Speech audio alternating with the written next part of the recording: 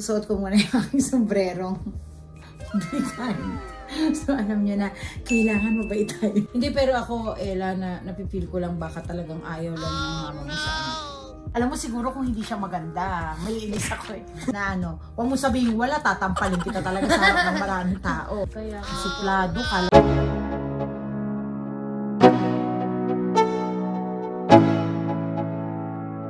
Let's go. Yeah, I'm like an addict. Do I gotta have it? I ain't even. Hello mga ka-trippers!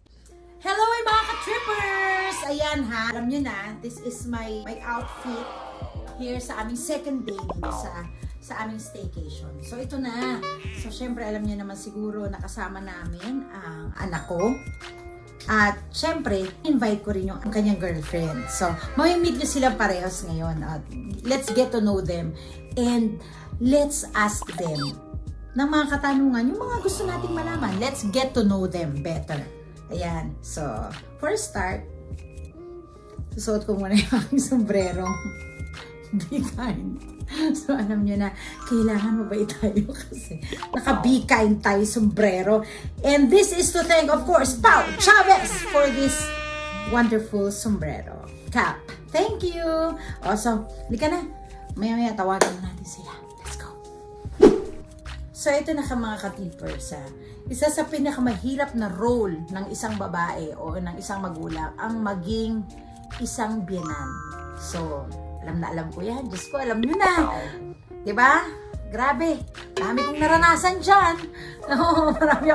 Marami akong kakaibang storya about biyanan. Kasama yan sa mga chika at mga jokes ko na nilalabas ko sa mga sing-along bar. Kaya naman ito, gusto ko lang isample sa inyo kung papaano din ako maging biyanan. So, syempre, yung mga anak natin darating at darating sa punto na magkakaroon sila ng partner. Pero, I advise you guys not to be jealous of them kasi unang-una, isa sa mga magandang nangyari dyan ay yung nabawasan kayo ng sakit ng ulo. Meron nang nag-aalagang iba. Mababawasan na yung magde-demand sa inyo ng panahon at time na kung saan kakailanganin nila. Kaya okay lang yan. Oo, pero eto, para makilala natin sila. Ladies and gentlemen, mga ka-trippers, eto na ipapakilala ko muna sa inyo ang aking anak. This is my second born child. Ladies and gentlemen, Ping! Macho ah. Macho, magtampal kita. Tampal nga. Huwag ka masyadong huminga kasi alam mo na, takpan mo na yung tiyan mo. Takpan mo yung tiyan mo. Ayun tingnan mo ako. Yan, pag galing ka sa holidays, ganito pong gagawin ninyo. Tapos tatawagin natin ang girlfriend ng anak ko. Ilang taon na kayo together? 5 years. 5 years. Ilang taon ka na ngayon? Pero 3 years. 3 years na kayong mag-jowa. 5 years kayong magkakilala. So, meaning to say, 3 years long na yung relationship. Pero, sa amin naman open si Ella. Siyempre, alam ko naman yung mga kaganapan. At ito pa, mga ka-trippers, hindi nyo kakayanin to. Kung sino po nag-i-edit ng videos natin, siya po ang ating video editor dito sa ating YouTube channel. Yay! Kaya naman, let's bring in, of course, Ella!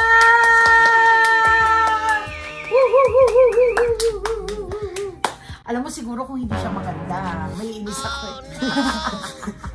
Kaya lang maganda siya. Yung mukha niya ay parang may resemblance sa aking kaibigan ni sa Miss Yula Valdez. Yun ang unang-una ko nakita sa kanya. Na nagtataka ako kung bakit yung anak ko. Hindi. Pogi itong Junakers ko. Sige, let's get to know of course Ella and Ping. Si Ping ang aking second born. 19 years old.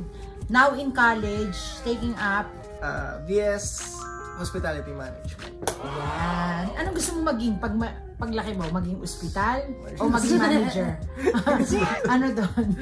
Hindi siguro sa hotel din. Sa hotel. Tapos chef. Chef. Kasi in fairness dito, ito ang aming sauceman. Magaling to gumawa ng mga sauces. Masarap magsangag. Hindi, pero yung last namin, Bake Mac, inaral pa lang niya nung December. Kaya medyo matigas-tigas pa, pero kayang gawa ng paraan. Yan. Tapos si Ella naman, pang ilan ka sa magkakapatid? Panganay po. Panganay siya. Ako honor student yan. Isa sa mga dahilan kung bakit nagtuloy-tuloy itong anak ko ng pag-aaral. Kaya malaki. Good riddance si Ella sa amin. In all fairness. Tapos, ilan kayo mga magkakapatid? 4 po. Ay, pareho kayo nila, Yes, Ping. po. Oo, 4. Baliktad. Pero baliktad, Isa isa lang lang ang lalaki Isa lang nila. ang lalaki po. Tapos tayo naman, isa lang ang babae natin, si Lelay lang. Na may hawak ng camera ngayon. Ayan. Sige, if there would be any questions sa aming dalawa anak, ano ang question mo sa aming dalawa? Na ano, huwag mo sabihin wala, tatampalin kita talaga sa harap ng maraming tao. Alam mo na, yung mga pwede mong tanungin sa amin, tungkol sa relationship namin. Kasi sa totoo lang, ang pakikipagrelasyon mo, gumagawa ka rin ng relationship sa amin nila Ella. Kasi 'di ba, ikaw ang relasyon mo sa partners kayo, lovers kayo, couple kayo. Pero ginagawan mo rin kami ng relasyon as mother-in-law and daughter-in-law. Ganyan. Tatanungin kita at saka si Ella, if pagkatapos ng school, syempre sabihin mo pagkatapos ng school. Pagtapos ng lahat, hindi kasi so far ngayon, ito si Ping, ang problema ko na lang naman sa kanya tuition fee. Kasi hindi naman tayo pumapasok sa eskwelahan para may baon-baon pa. Kaya medyo, pero tuition fee. Oo, kasi nag-aaral po siya sa Adamson University. Oo, kaya yun lang ang gastos ko sa kanya. Pero apparently, wala tong bisyo, wala tong arty sa katawan, low living yung kanyang life, hindi high maintenance, ayan. Kaya minsan yung mga gusto nila sa buhay nila, nag-merge sila. Ano nga yung negosyo nyo? Yung Bizarre Toys Collectibles, nagbebenta kami ng anime figurines. Anime figure. Paano nyo napag-desisyonan yan? Nag-umpisa yun nung medyo napapansin kong dumadami na yung collection ko. Marami ka ng gusto. Hindi, as in, wala na ako space. Tapos sabi ni Ella, di ko wala na space. Benta mo na yung iba dyan, yung mga hindi mo na gusto. Sabi ko, ba't na ako bibenta? Wala naman ako shop, tsaka yung common mindset, parang hindi mo ako seller, di ba? Correct. Ako bibenta. Sabi niya, Tsaka mahihain ka pa nung una. Naalala ko, lolodo, pangit-pangit ang bahay natin. Problema namin yun lagi. walang background. Oo, walang magandang background, gano'n, hindi namin alam paano namin dadayain. Pero, nag-decide kayo na, sige, ikaw sinuportahan mo na lang siya, ganyan. Opo, kasi since madami na rin po siyang naging kaibigan sa toy community po, and because of toy community, madami din po naging magandang ugali na na-produce po lang sa pagiging tulad po ng socializing niya, magaling na po siyang makipag-kapwa-tao, ganun po. Oo, kasi aloof to eh. Kaya nga po. Suplado, kala mo, pogi. Charot, pogi to, anak ko to eh, no? Oo. Pero totoo yun, oo. Tsaka nag-mature siya. Yes po. Tama naman yung paghawak niya ng pera. Minsan po hindi. Pero syempre po, learning pa rin naman. Learning. So, ibig sabihin ng minsan hindi, nakukuha niya yung bayad, ginagastos agad. Ganon. Minsan po gano'n. Anong pinagkakagastosan mo? Bibili po Minsan ako ng bagong minsan figure. laro o kaya figure. Ayan, hindi ko kasalanan yan ha. Akala ko kasalanan ko may binili ka sa bahay natin na something, kailangan mo, baka tampalin kita dyan. Oo. Ang course ni Ella ay Bachelor in Science, Civil Engineering. Civil Engineering. 5 years. 4 years lang po. 4 years lang ba ang Yes po, and then 1 year for board exam. Siyempre po, review and study. Okay. So, kaya almost 5 years. Kay tita na lang po muna. Sige.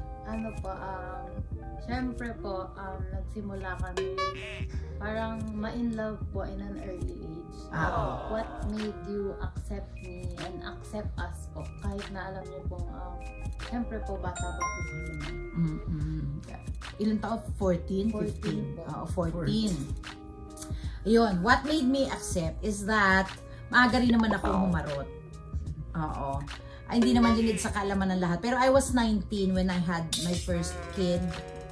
So, mabilis yun. At 19 nangyari lahat.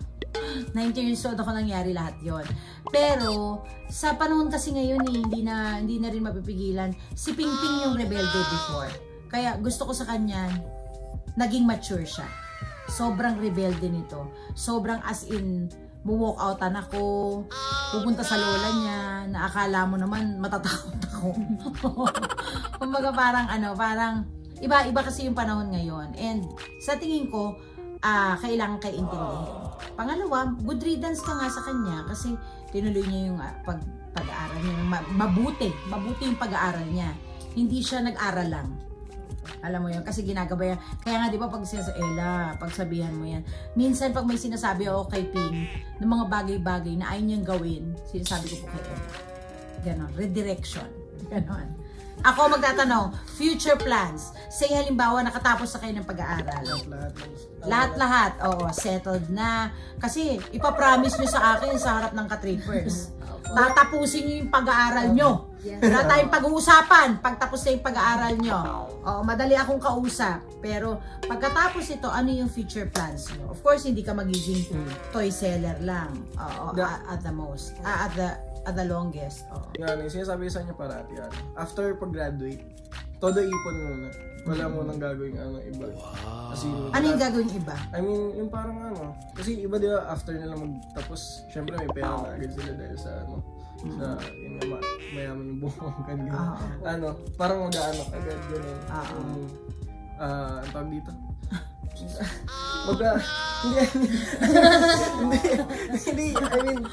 Hindi kasi ako ganun, hindi kasi ako ready sa ganun agad na idea. Lola na ako. Parang hindi ko hindi para sa akin yung ganung idea yung mag-aano agad.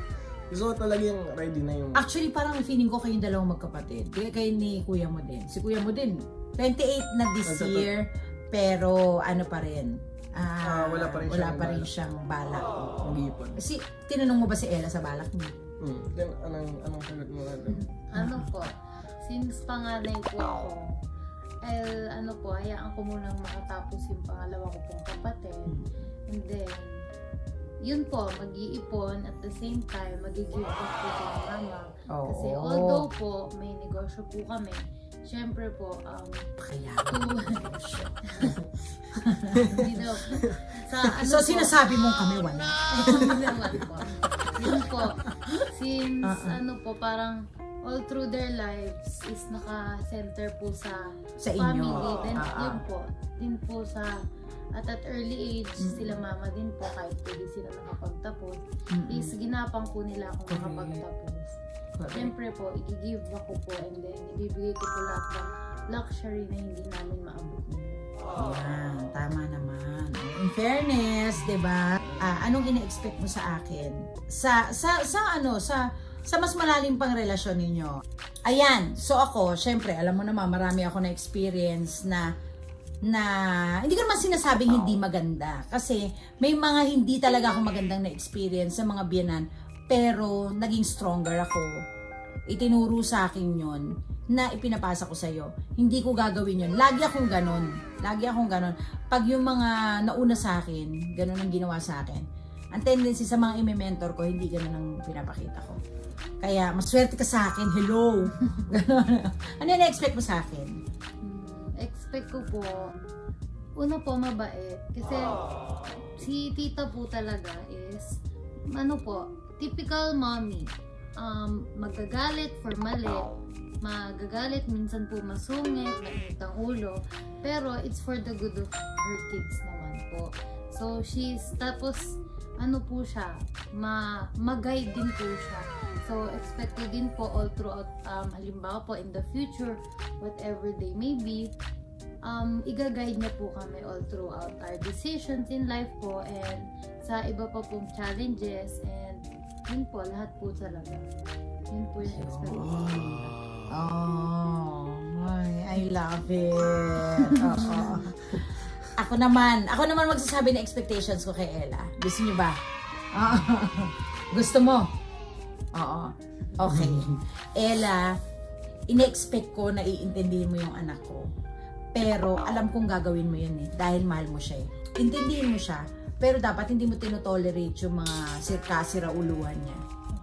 Oo, kumbaga parang hindi mo ito-tolerate yung mga bagay-bagay na alam mo yung may tendency to maging magastos, akala mo kung sino, yung mga ganyan. Oo, sana hindi mo siya i-tolerate sa ganun. Kaya sa kanya, pag mali, sabi mo mali sa kanya, hindi pwedeng kakampihan mo siya kasi love mo siya, hindi pwede yun. Before pa maging problema, sabi mo na sa akin. Kasi hindi biya kakampihan alam niya yun. At alam natin yun. Diba? Nangyayari na yan Alam mo na. Suntukan. Paano ba talaga kayo nagkakilala o paano kayo nag-start? Oo, sinong nanligaw? Ay, syempre ikaw man. Ikaw. Mali. Syempre ikaw ang nanligaw. Paano to? 14 years old kayo? Kasi magka-batch kayo. Magkabatch, tapos magkaklase. Kaklase. Nung, Magkaklase, ba't di mo kilala si Ella? Dati, di ba? hindi, naging kaklase ko lang siya, grade 9. 14 years old. Oo. Kilala ko Tapos, po siya as Oh, famous siya. kilala ko. bakit siya famous? Famous ako ng grade 7. Nagulat din. Dahil pong Dahil sa yun eh. Dahil Tsaka po sa yung inyo. Tsaka yung gitara. Kasi nagigitara, nagbabanda. Tapos Hindi, pogi naman yung ano ko. No? yup. Wag niyo na ako idamay dyan. I want my children to have their own legacy. Okay. Hindi yan, tawag dito. At 14, magkaklase kayo. Magkaklase kami. Naging naging magkaibigan kami, tapos naging magka-close kami dahil dun sa best friend. Sa isa Hindi, sa best paano friend. ano yung storya ng ano yung storya ng field trip? Ay, sa field trip. Kasi malapit na yung field trip, di ba? Bakit tayo ng mama mo sa anak ko? Pero sa mama mo, nafe-feel ko talaga, feeling ko ayaw talaga niya si Ping Ping. Wait lang, paki-stop mo. That's all my fault po. I've learned from it now.